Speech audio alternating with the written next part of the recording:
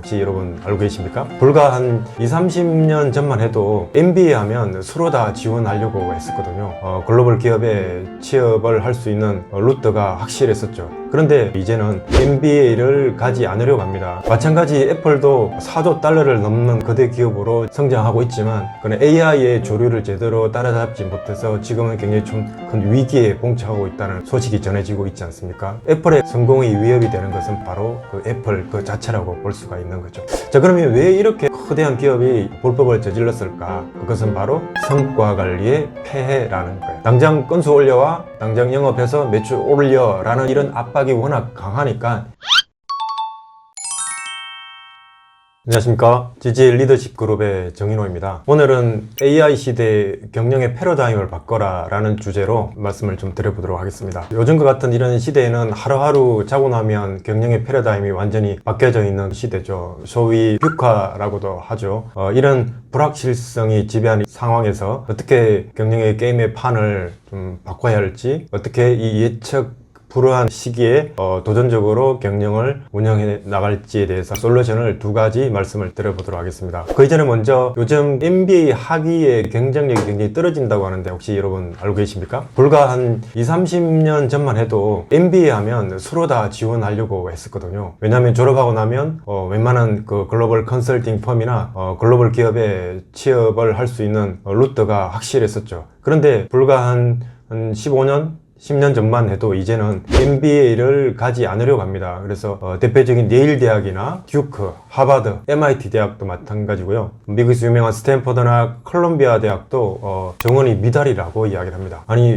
졸업하면 취업하기 딱 좋은 전공인데 왜 요즘 MBA 경쟁이 떨어질까? 그 이유는 사실 이 MBA 학위는 20세기 초반에 자동차 분야, 즉 공업 쪽의 산업을 부흥시키기 위해서 시작된 산업이었습니다. 그래서 MIT 경영대학원은 그 제너럴 모터스의 전 CEO인 알프레드 슬론의 이름으로 명명을 했고, 그 다음에 펜실베니아 경영대학원은 금속공업을 이끌었던 조지프 와턴의 이름을 따서 오늘날 운영이 되고 있죠. 그래서 그 MBA 학위를 보면 재무, 생산, 인사, 품질, 마케팅 기능적으로 분포가 되어 있습니다.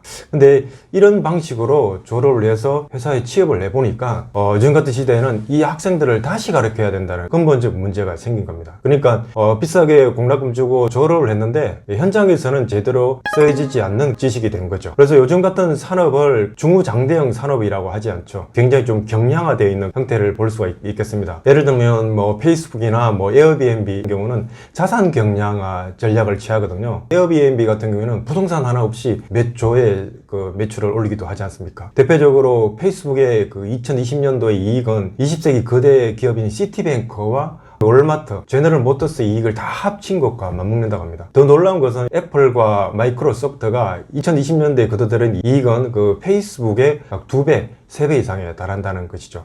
그래서 산업의 패러다임이 바뀌었는데 학교에서 가르치는 지식은 그 패러다임을 제대로 적응을 하지 못하고 있는 그런 상황이라고 볼 수가 있겠습니다.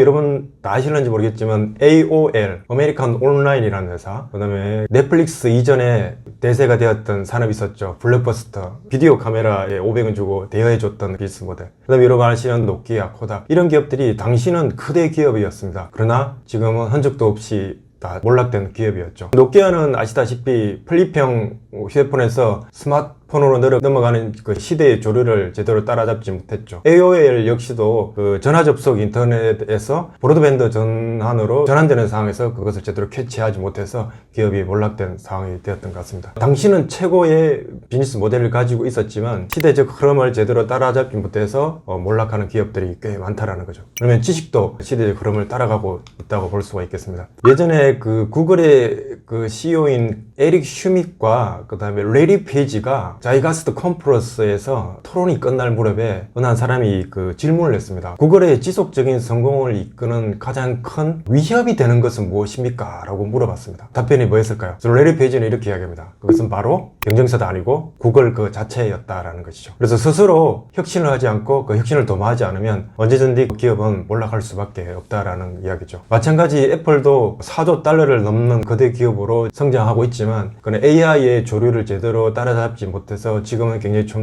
큰 위기에 봉착하고 있다는 소식이 전해지고 있지 않습니까? 애플의 성공이 위협이 되는 것은 바로 그 애플 그 자체라고 볼 수가 있는 거죠.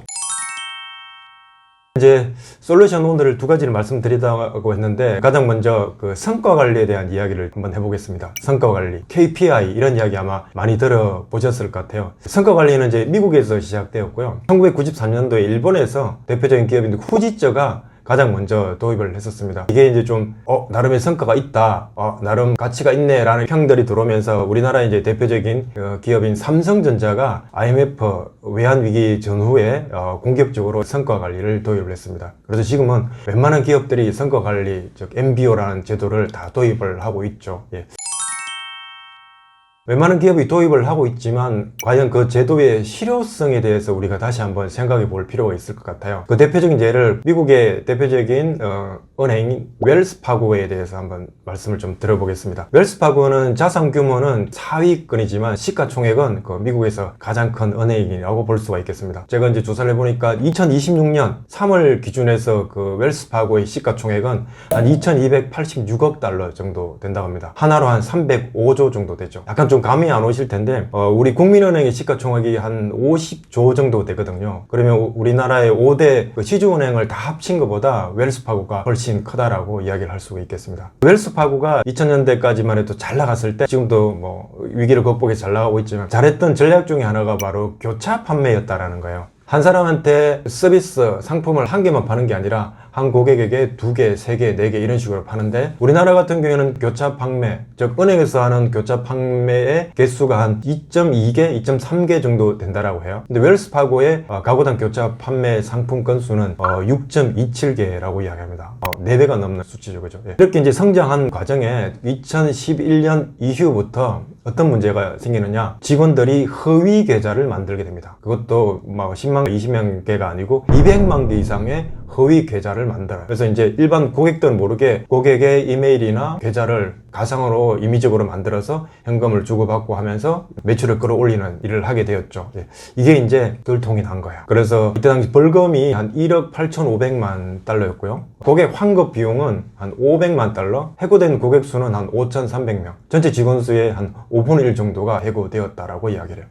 자, 그러면 왜 이렇게 거대한 기업이 불법을 저질렀을까? 그것은 바로 성과 관리의 폐해라는 거예요. 당장 건수 올려와, 당장 영업해서 매출 올려 라는 이런 압박이 워낙 강하니까 직원들끼리 허위 계좌를 만들어서 매출을 임의적으로 끌어올리는 행동을 했다라는 거죠. 그 역할을 주도적으로 했던 사람은 당연히 당시의 CEO였던 존 스탬퍼였습니다. 그래서 이 일이 벌어지고 나서 이 스탬퍼가 상원 의원들 앞에 나와서 말을 합니다. 뭐라고 말을 하냐? 이런 어마어마한 스캔들이 터졌는데도 당신은 사퇴하지도, 당신이 번 돈 가운데는 단 한 푼도 손해를 보지 않았습니다. 대신에 당신이 책임을 진다면 취한 조치라고는 직원들에게 모든 잘못을 뒤집어 씌운 것이죠. 비겁하다고 생각하지 않으세요? 이에 스탬퍼는 아무 말을 하지 않습니다. 인정하지 않겠다는 뜻이겠죠.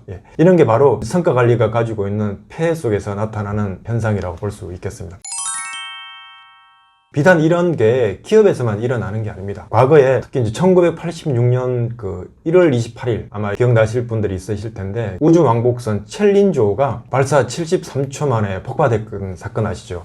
승무원 7명이 전원 사망을 했고, 그때 입었던 그 금전적 손실만 해도 4,865억 원이었습니다. 이때 사고가 난 원인은 뭐였겠습니까? 바로 아주 단순한 고무 오링의 문제였거든요. 사실은 이 고무 오링의 문제는 발사 이전에 이미 연구원들이 알고 있었던 거예요. 그러면 그것을 위 상사분에 이야기하고 상사분이 조치를 해야 되는데, 상사분의 이야기를 듣고도 우리는 이미 그런 문제에 대해서는 과거에 문제없이 해결했다, 큰 문제 없을 것이다 라고 이야기했고, 또는 귀를 닫아버린 것이죠. 그래서 이런 불상사를 가져왔고, 그러면 사실 이후에는 이런 문제가 생기지 않아야 하는데, 그리고 나서 17년 이후 2003년 1월 16일 콜롬비아호 역시도 폭파하게 됩니다. 이 역시도 바로 고압의 연료에 세워놓은 가스가 문제였다라는 거죠. 이런 문제들이 성과관리 압박, 즉 이번에는 실패하면 안 된다, 반드시 성공해야 한다, 압박이 부조리가 있음에도 그것을 덮어버리고 계속 가려고 하는 패턴을 보이게 된다는 것이죠.